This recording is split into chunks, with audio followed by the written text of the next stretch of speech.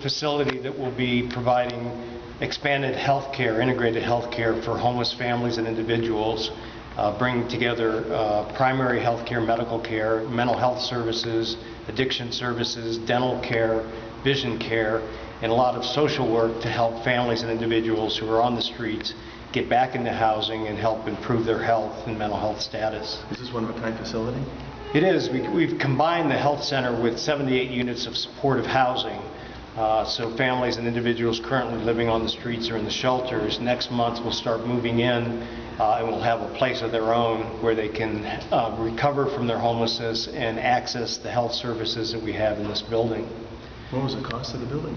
So it's a $35 million project. One of the things that President Clinton was interested in was the new market tax credits program that he started in the last year of his presidency that has helped to catalyze a capital campaign that has brought investments from banks, from foundations, from community individuals and foundations to bring all of those things together to be able to build this brand new building.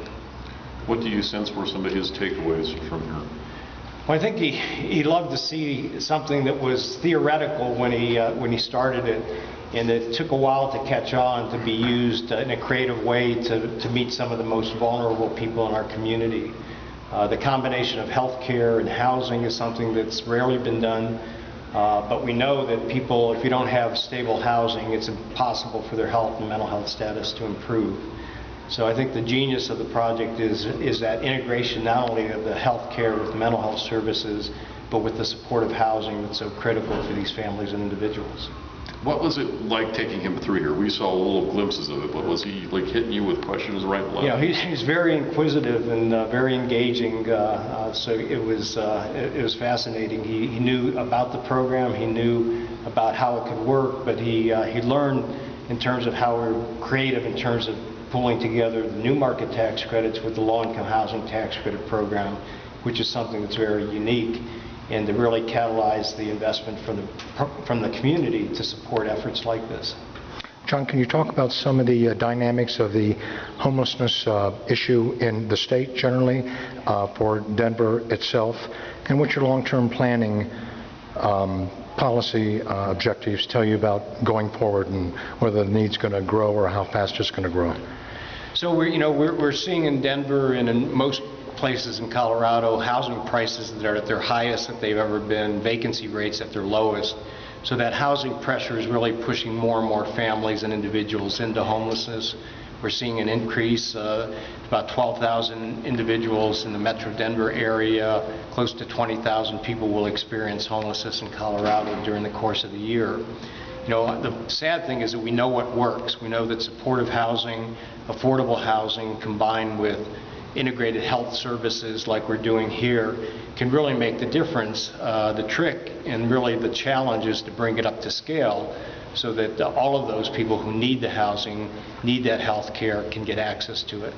Now we're told that this building is going to be done in maybe about another month, July, August, somewhere in there. Yes.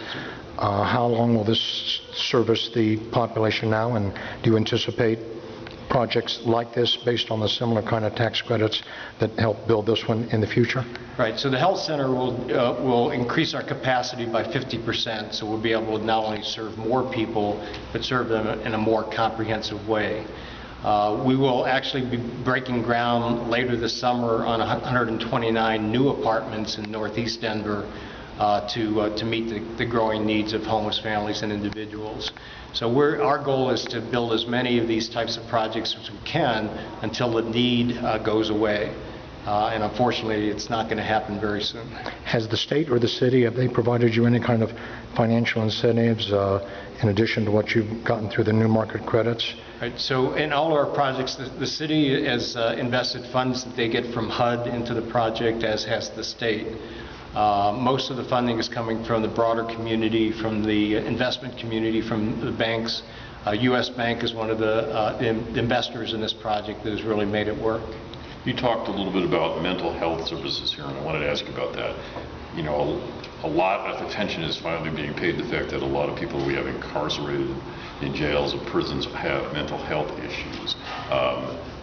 Talk a little bit about that and what might be going on here to try to keep people out of jail or prison today. Yeah, well, unfortunately, you know, the jails and prisons are our largest mental health institutions in our state and in our country. We see that revolving door of people who have untreated mental health issues. They get into difficulty, they end up in jail or in prison. It's not an effective way of dealing with it. We had a waiting list of 2,000 people who were homeless and mentally ill who were seeking mental health services, but we didn't have the capacity to serve them. This new building will expand our capacity to serve them more comprehensively. Our goal is really, and we've been able to document it with some studies, is that when you provide effective health and mental health treatment, and when you link that with housing, you can actually reduce the cost to the city and the state by reducing emergency room visits, hospitalizations, jail visits, police interactions, detox, and other emergency service costs. So it really more than pays for itself. So in this building, in terms of those mental health services, are we talking about counseling? Are we talking about getting people on to, you know, proper drug treatment? So it's really comprehensive. We'll have psychiatrists who will be able to prescribe mental health drugs that will help with depression, with bipolar disease, with schizophrenia. We'll also be working with folks on an ongoing basis to do counseling to help them with their activities of daily living, helping them once they get into housing, stay in the housing. So it's really that combination approach. And if you're not dealing with the physical health side at the same time, you're only dealing with half of the body. And experience shows that by integrating those services, you get better outcomes on both the physical health and the mental health side. Why are you pleased with this center? Well, you know, it's been a long time in coming. You know, we've been working on this for about 2 years. We have a great staff that has really come together to design probably a state-of-the-art facility as well as a state-of-the-art program. And so we just can't wait to see the first patient walk through the door.